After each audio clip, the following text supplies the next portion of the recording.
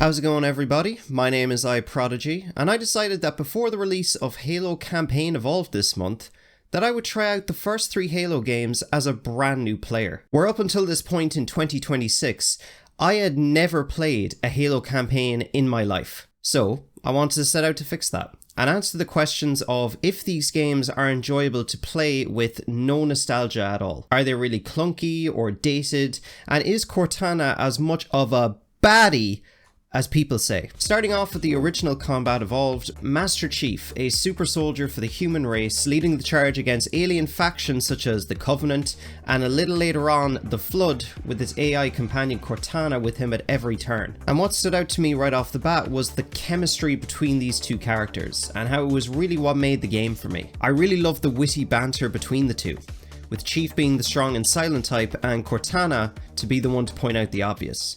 You might consider sitting this one out. Did he possibly make any more noise? I guess so. Stay here. Unfortunately for us both, I like crazy. It really shows that just having two characters that work really well together is all you need to make a game like this iconic.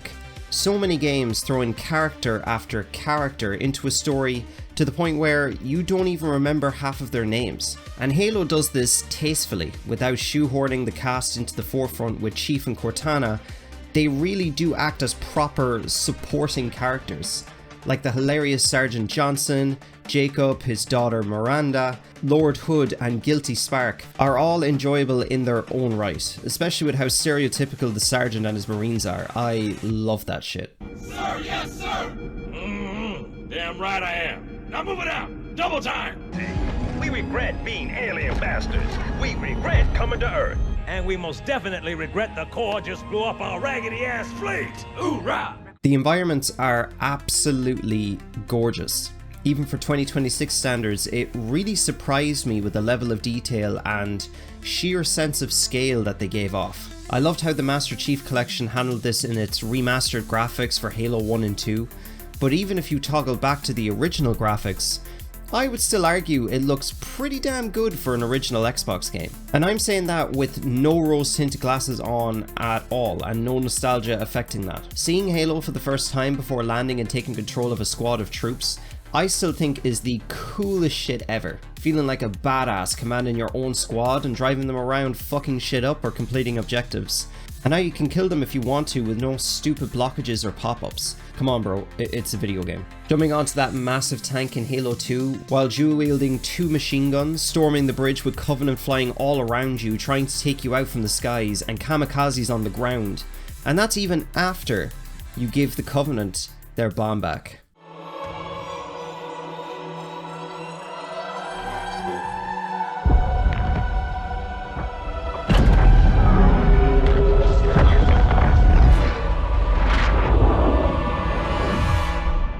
The set pieces and storytelling are mixed together so well here, and they made the missions themselves so fun to play through. Especially when the story flips and caught me completely off guard, letting you play as a Covenant, which might be an unpopular opinion in saying, but I'm going to anyways, were definitely the best missions in all of Halo 2 to me. I'm sorry guys, but there's only so many sit around and wait for a vehicle to be delivered sections I can do before a change of pace is definitely needed. I would say that's the only real complaint with the mission design for me, where sometimes you would be sitting around with nothing happening, or waiting for a vehicle to be delivered at what feels like a snail's pace sometimes.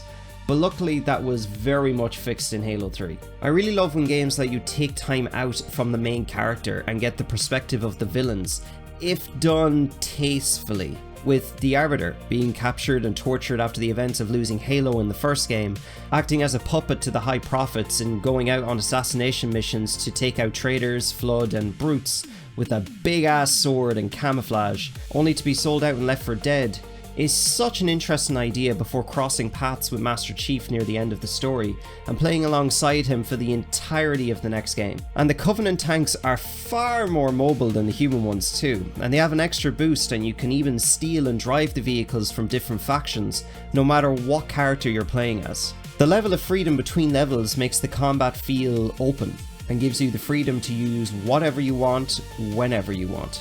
particularly in Halo 3, crash landing on Earth after leaving Cortana behind and regrouping with Sergeant Johnson and the Arbiter.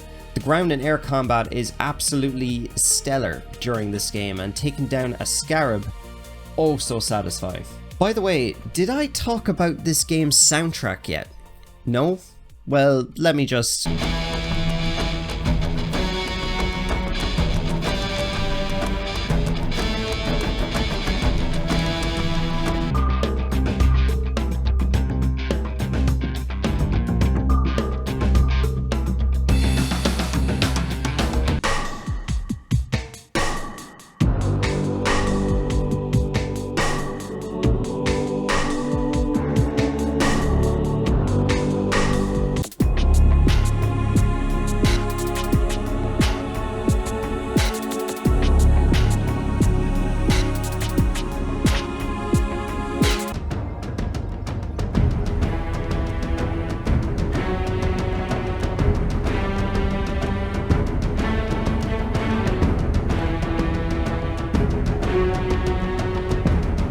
I think that's all I need to say on that one, but no, seriously, the music really sets the pace and ramps up during these encounters to make them that much more memorable, and out of all of the campaigns I've played so far, it's all one amazing package for a first time player, being able to play through all of these quality games back to back.